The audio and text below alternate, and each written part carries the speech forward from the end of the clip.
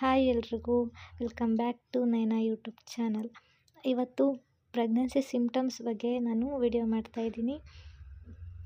ಇದರಿಂದ ಯಾರ್ಯಾರು ಯೂಸ್ ಆಗುತ್ತೆ ಎಲ್ಲರೂ ವಿಡಿಯೋಗೊಂದು ಲೈಕ್ ಕೊಟ್ಟು ನನ್ನ ಚಾನಲ್ನ ಸಬ್ಸ್ಕ್ರೈಬ್ ಮಾಡಿ. ಬನ್ನಿ ವಿಡಿಯೋ ಸ್ಟಾರ್ಟ್ ಮಾಡೋಣ. ಪ್ರೆಗ್ನೆನ್ಸಿ ಸಿಮ್ಟಮ್ಸ್ ಸ್ಟಾರ್ಟಿಂಗಲ್ಲಿ ಯಾವ ರೀತಿ ಇರುತ್ತೆ, ಫಸ್ಟ್ ಮಂತಿಂದ ಅಡ್ವಾನ್ಸ್ ಫಸ್ಟ್ ಮಂತ್ ಇನ್ನು ನಿಮ್ಮದು ಮಿಸ್ಡ್ ಪೀರಿಯಡ್ ಆಗಿರಲ್ಲ, ಅದಕ್ಕಿಂತ ಮುಂಚೆನೇ ಸಿಮ್ಟಮ್ಸ್ ಇರುತ್ತೆ, ಸಿಮ್ಟಮ್ಸ್ ಇರುತ್ತೆ. ನಾನು ಅದನ್ನು ಸಹ ನಿಮ್ಗೆ ತಿಳಿಸ್ಕೊಡ್ತೀನಿ ಯಾವ ರೀತಿ ಇರುತ್ತೆ. ನನಗೆ ಯಾವ ರೀತಿ ಇತ್ತು, ನನಗೆ ಇನ್ನೂ 22ಗೆ ನಂದು ಪೀರಿಯಡ್ ಇದ್ದಿದ್ದು, ಬಟ್ ನನಗೆ 15 ಹಾಗೇ ನಾನು ಪ್ರೆಗ್ನೆಂಟ್ ಇದ್ದೀನಿ ಅಂದ್ಬಿಟ್ಟು ಗೊತ್ತಾಯಿತು. ಯಾವ ರೀತಿ ಅನ್ನೋದನ್ನ ನಾನು ವಿಡಿಯೋದಲ್ಲಿ ತಿಳಿಸ್ಕೊಡ್ತೀನಿ. ಕೊನೆವರೆಗೂ ನೋಡಿ, ವಿಡಿಯೋನ ಎಲ್ಲೂ ಸ್ಕಿಪ್ ಮಾಡಬೇಡಿ. ಫಸ್ಟು ನಿಮಗೆಲ್ಲ ಪ್ರೆಗ್ನೆನ್ಸಿ ಸಿಮ್ಟಮ್ಸ್ ನಾರ್ಮಲಾಗಿ ಯಾವ ರೀತಿ ಇರುತ್ತೆ ಅನ್ನೋದನ್ನ ತಿಳಿಸ್ಕೊಡ್ತೀನಿ. ನೆಕ್ಸ್ಟು ಅಡ್ವಾನ್ಸ್ ಮಿಸ್ಡ್ ಪೀರಿಯಡಲ್ಲಿ ಸಿಮ್ಟಮ್ಸ್ ಯಾವ ರೀತಿ ಇರುತ್ತೆ ಅನ್ನೋದನ್ನ ನಾನು ಹೇಳ್ಕೊಡ್ತೀನಿ. ಈಗ ಸಿಮ್ಟಮ್ಸ್ ನೋಡೋಣ. ಮೊದಲನೇದಾಗಿ ಏನಿರುತ್ತಪ್ಪ ಅಂತ ಅಂದರೆ ವಾಕರಿಕೆ ಇರುತ್ತೆ. ನಾವೇನಾದರೂ ತಿನ್ನಬೇಕಾದ್ರೆ ನಮಗೆ ಊಟ ಸೇರ್ತಾ ಇರಲ್ಲ, ಹಬ್ಲಿಕ್ಕೆ ಬರ್ತಿರುತ್ತೆ, ವಾಮಿಟ್ ಮಾಡಿಬಿಡ್ತೀನೇನೋ ನಾನೀಗ ಅನ್ನೋ ಥರ ಆಗ್ತಿರುತ್ತೆ. ಎಷ್ಟೋ ಜನ ಊಟನೇ ಮಾಡೋದಿಲ್ಲ, ಊಟ ಸೇರೋದೇ ಇಲ್ಲ. ಇದೆಲ್ಲನೂ ಮೊದಲನೇ ಸಿಮ್ಟಮ್ ಆಗಿರುತ್ತೆ. ಹಾಗೆಯೇ ಎಷ್ಟೋ ಜನಕ್ಕೆ ವಾಮಿಟಿಂದನೇ ಗೊತ್ತಾಗೋದು ನಾನು ಪ್ರೆಗ್ನೆಂಟ್ ಆಗಿದ್ದೀನಿ ಅಂತ ಹೇಳ್ಬಿಟ್ಟು. ಕೆಲವರಿಗೆ ಫಸ್ಟ್ ಮಂತಿಂದನೇ ವಾಮಿಟ್ ಸ್ಟಾರ್ಟ್ ಆಗುತ್ತೆ, ಇನ್ನು ಕೆಲವರಿಗೆ ಥರ್ಡ್ ಮಂತಿಂದ ವಾಮಿಟ್ ಸ್ಟಾರ್ಟ್ ಆಗುತ್ತೆ, ಸೆಕೆಂಡ್ ಮಂತಿಂದ ಸ್ಟಾರ್ಟ್ ಆಗುತ್ತೆ. ಪ್ರಿಡಿಕ್ಟ್ ಮಾಡೋಕ್ಕಾಗಲ್ಲ ಯಾವಾಗ ವಾಮಿಟ್ ಸ್ಟಾರ್ಟ್ ಆಗುತ್ತೆ ಅಂದ್ಬಿಟ್ಟು. ಬಟ್ ವಾಮಿಟ್ಟು ಕೆಲವರಿಗೆ ಪಿತ್ತ ವಾಮಿಟು ಆಗಿರುತ್ತೆ, ಅದು ಪ್ರೆಗ್ನೆನ್ಸಿ ಅಂತ ತಿಳ್ಕೊಬಾರ್ದು. ಯಾವ ರೀತಿ ಇರುತ್ತೆ ವಾಮಿಟ್ ಅನ್ನೋದನ್ನ ನಾನು ಲಾಸ್ಟಲ್ಲಿ ಹೇಳ್ಕೊಡ್ತೀನಿ ನಿಮಗೆ. ನೆಕ್ಸ್ಟ್ ಏನಪ್ಪ ಅಂತ ಅಂದರೆ ಬ್ರೆಸ್ಟ್ ಪೇನ್ ಇರುತ್ತೆ. ಬ್ರೆಸ್ಟಲ್ಲಿ ನಮಗೆ ನಾರ್ಮಲಾಗಿ ಪೇನ್ ಇರೋದಿಲ್ಲ. ಸಡನ್ನಾಗಿ ಪೇನ್ ಬಂತು ಅಂತ ಅಂದರೆ, ಅಥವಾ ಸೋರ್ನೆಸ್ಸು, ಏನಾದರೂ ಮಿಲ್ಕ್ ಸಕ್ರೇಷನ್ ಆಗ್ತಿರೋದು, ಆ ಥರನೂ ಸಿಮ್ಟಮ್ಸ್ ಇರುತ್ತೆ.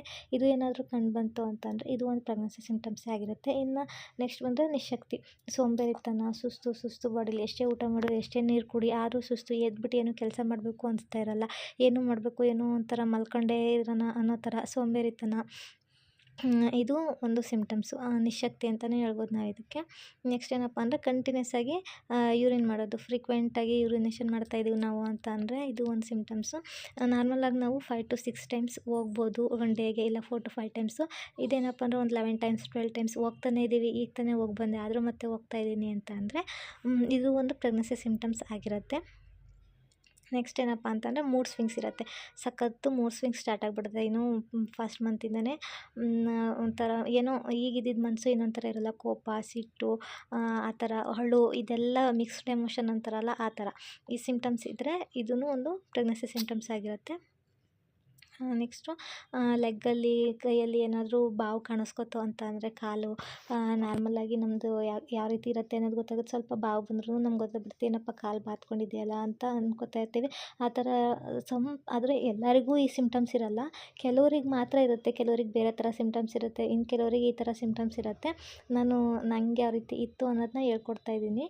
ನಿಮಗೂ ಬೇರೆ ಥರ ಸಿಮ್ಟಮ್ಸ್ ಇರ್ಬೋದು, ಬಟ್ ಇದನ್ನ ಕಂಪೇರ್ ಮಾಡ್ಕೊಂಡು ನಮ್ಗೆ ಈ ಥರ ಇಲ್ವಲ್ಲ ಅನ್ನೋ ಥರನೂ ಫೀಲ್ ಮಾಡ್ಕೋಬೇಡಿ. ಸ್ವಲ್ಪ ಜನಕ್ಕಿರುತ್ತೆ, ಸ್ವಲ್ಪ ಜನಕ್ಕಿರಲ್ಲ. 50% ಪೀಪಲ್ಗಿದ್ರೆ ಇನ್ನು 50% ಪೀಪಲ್ಗೆ ಬೇರೆ ಥರ ಸಿಮ್ಟಮ್ಸ್ ಇರುತ್ತೆ.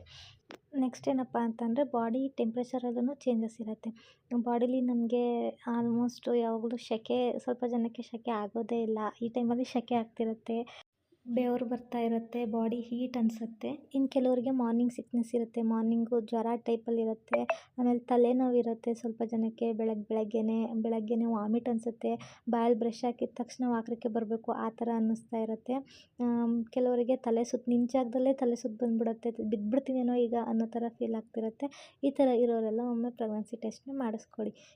ಇನ್ನೂ ಒಂದು ಮಿಸ್ ಮಾಡಿದ್ದೆ ನಾನು, ಏನಪ್ಪ ಅಂತಂದರೆ ಸ್ವಲ್ಪ ಜನಕ್ಕೆ ಅಡುಗೆ ಸ್ಮೆಲ್ ಆಗ್ತಾ ಇರಲ್ಲ. ಏನಾದರೂ ಸ್ಮೆಲ್ ನೋಡಿದ ತಕ್ಷಣ ವಾಮಿಟ್ ಬಂದುಬಿಡುತ್ತೆ. ಅಡುಗೆ ಮನೆಗೆ ಹೋಗೋಕ್ಕೆ ಆಗ್ತಾ ಇರಲ್ಲ, ಒಗ್ಗರಣೆ ಆಗ್ತಾಯಿದ್ರೆ, ಇನ್ನೇನೋ ಕುಕ್ಕರ್ ವಿಷಲ್ ಹೊಡೆದ್ರೆ, ಅದರಲ್ಲಿ ಯಾವುದೋ ಮಸಾಲ ಸ್ಮೆಲ್ ಬಂದರೆ, ಇದೆಲ್ಲ ಸ್ಮೆಲ್ ನೋಡಿದ ತಕ್ಷಣ ಅಲ್ಲೇ ವಾಮಿಟ್ ಮಾಡ್ಕೊಬಿಡ್ತೀವೇನೋ ಅನ್ನೋ ಥರ ಫೀಲು ಇರುತ್ತೆ. ಇದು ಒಂದು ಸಿಮ್ಟಮ್ಸ್ ಆಗಿ ನೋಡ್ಬೋದು ನಾವು.